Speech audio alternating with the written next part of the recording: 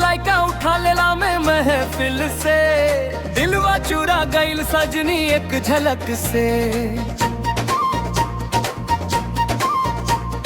जब जब देखी तोहरा के आँखियाँ मिला के, धड़कन बढ़ जाला हमर पल पल से। महफिल में आईनी सज धज के चुनरिया ओढ़ के, नजरिया लड़ गइल तोहरा से हंस के।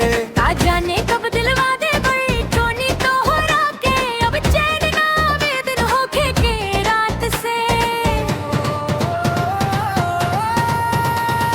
लाइका उठा लेला मैं महफिल से, दिलवा चुरा लेला मुस्कान के तीर से। नजरिया के खेल में हार गइल दिलवा, अब ताजियत बानी तोरे ही प्यार से। लाइका उठा लेला मैं महफिल से, दिलवा चुरा लेला मुस्कान के तीर से। अब ताजियत बानी तोरे ही प्यार से।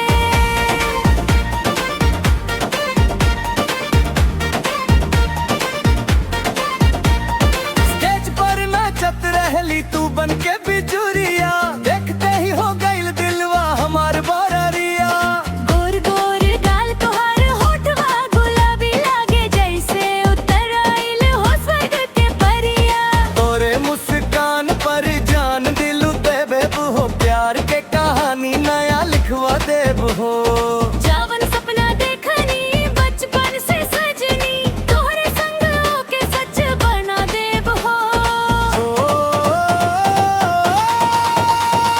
लाइका उठा लेला मैं महफिल से, दिलवा चुरा लेला मुस्कान के तीर से। नजरिया के खेल में हार गइल दिलवा, अब ताजियत बानी तोहरे ही प्यार से। लाइका उठा लेला मैं महफिल से, दिलवा चुरा लेला मुस्कान के तीर से।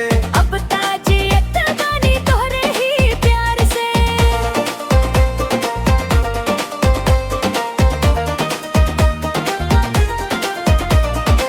रात भर जागी तोहरे याद में सजनी, नाम तोहर लिखी चांदनी रात में।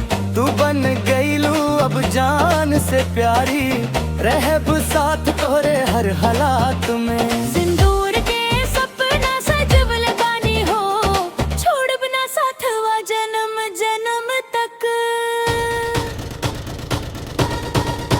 मुझिला के लाइका उठा लेला मैं महफिल से, दिलवा चुरा लेला प्यार भरी नजर से। तोहरा बिना सुना लागे संसार हो, दिलवा के तू ही बननु आधार हो। मुझिला के लाइका उठा लेला महफिल से,